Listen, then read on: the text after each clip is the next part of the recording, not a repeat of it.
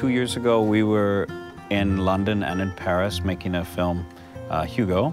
And when we got to Paris, we had some Parisian crew, the grips, the electrics, the art department. I said, can you get me Jean-Pierre Jeunet's email, please? And I never do this, but they gave me the email and I emailed him and I said, Jean-Pierre, I think you are the perfect director in the world for 3D. Please come and see the 3D rigs and I hope someday you shoot 3D. And amazingly, he emailed me back. Il y a très peu de vrais films tournés en 3D intelligemment, avec attention, avec le bon matériel et en pensant 3D. Le bouquin de Ralph Larsen a cette particularité d'être sans arrêt agrémenté de notes, non pas des notes en bas de page, mais en côté de page. La principale difficulté, justement, c'était toutes ces petites notes, comment les intégrer dans le récit. Il a fallu être assez malin pour soit les intégrer dans l'histoire, soit de temps en temps, effectivement, les faire sortir grâce à la 3D, comme des fantasmes, des rêves, des choses qui sortent du film, qui sortent réellement du film. No, we jump back. We stay in reality. For the beginning, we So jump back. A superiority complex, that's what you have, T.S. Your talents in scientific observation would be put to better use than picking your socks in the morning. Ah oui, donc il dit plus rien. No, c'est ça. Go, go, go. Big seat. Getting bigger. Okay, maximum. That's it. You can't go bigger than that or you Okay. I don't give a rat's ass about the magnetic wheel. A superiority complex, that's what you have, T.S. And cut. C'est coupé. I don't give a rat's ass about the magnetic wheel. Ah non, avant qu'il se redresse. Dès qu'il referme la bouche, tu vois. Voilà. Je le mettrai peut-être un peu plus tard, parce que tu as vu, il y a un espèce de petit flottement. Alors mets-le un poil plus tard, parce que tu as vu, il y a une espèce de petit flottement pour que... Pour que quand ça repart, il soit directement... Pour que quand ça part, il soit directement. Le bras... Oui, Formidable angle. Plus. Voilà. Ouais, parfait. C'est bon. And action.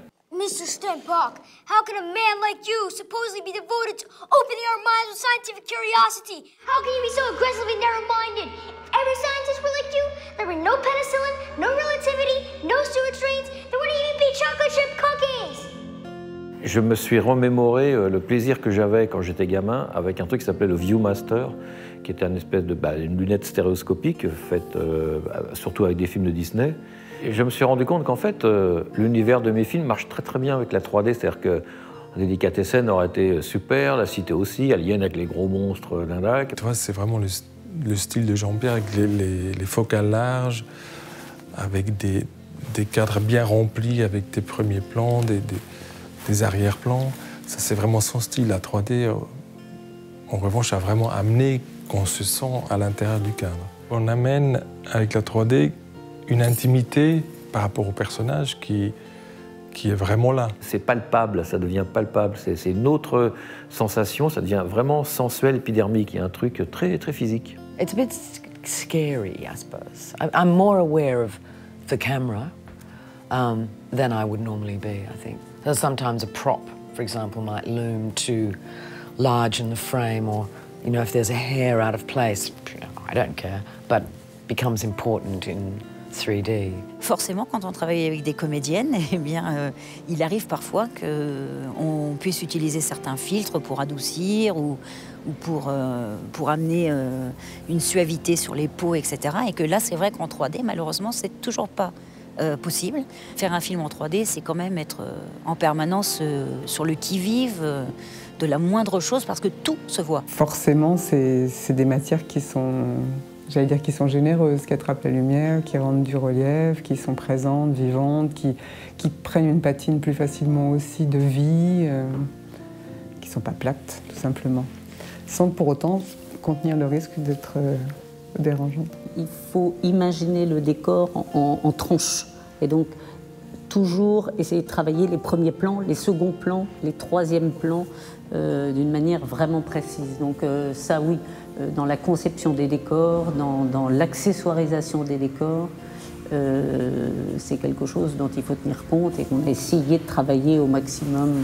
Pour que la 3D soit magique, il faut vraiment qu'elle soit faite de manière magique, c'est-à-dire qu'il faut un peu travailler. Il y a une grande attention portée pour que ça soit confortable. Les grosses amorces floues devant au premier plan et le plan net au fond, c'est pas très agréable. Le passage de quelqu'un qui sort du champ, qui en rentrant un petit peu dans le cadre, je récupère un bout de mouvement dans l'autre plan, ça fait un genre de petit volet, un mouvement rapide, joli, qui donne bien du mouvement. Là, on ne peut pas le faire en 3D parce que ça plan-plan. Il faut faire très attention à ce qu'il n'y ait pas un reflet qui vient de taper dans le miroir parce qu'il ne tape que dans un œil. Et là, tout d'un coup, le cerveau, c'est plus comment il s'appelle. Nous, on a utilisé des caméras qui venaient de sortir, des Alexa M, c'était un nouveau modèle, donc il a fallu concevoir des rigs exprès. It's a piece of glass, which is a mirror. From behind, it's not a mirror.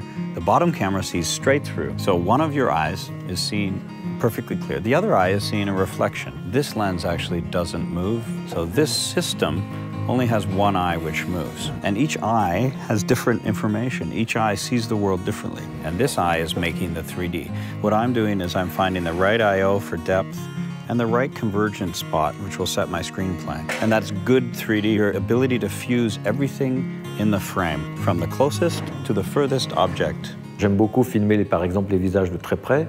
Là, j'ai moins pu parce que, tout simplement parce que devant l'objectif, il y a une caisse avec un miroir, donc je pouvais moins m'approcher près. Donc ça veut dire que tu as une grosse boîte noire très proche des acteurs, des visages, ce qui complique un petit peu d'éclairer les gros plans, surtout des femmes, ça se complique vachement.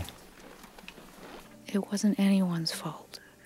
À partir du moment où il y a 2 caméras, un miroir, l'instrument est plus gros, plus lourd, avec toute une câblerie incroyable. Et donc, du coup, la machinerie qui, petit à petit, s'est allégée, les grues, les technocrènes, les dollies, tout d'un coup, elles se retrouvent, on leur met un éléphant sur une 4L, quoi. Et il a fallu faire revenir, par exemple, une dolly Chapman, qui était une vieille grosse dolly bien lourde, qui était habituée aux grosses caméras 35 bien lourdes. Changer un objectif en 3D, c'est pas instantané, ça prend beaucoup de temps, parce qu'il faut recalibrer les caméras, les re-régler. Donc ça peut rendre fou, mais à l'arrivée, je pense que ça vaut vraiment le coup.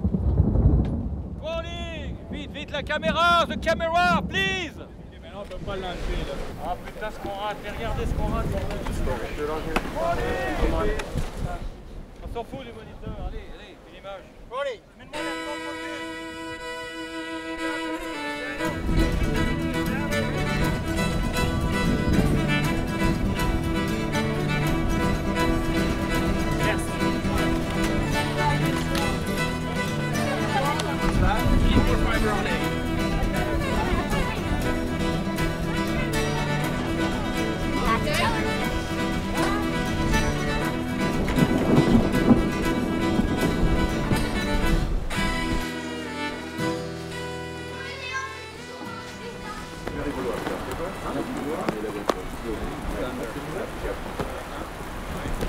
On va voir la vache bleue là-bas, camarade.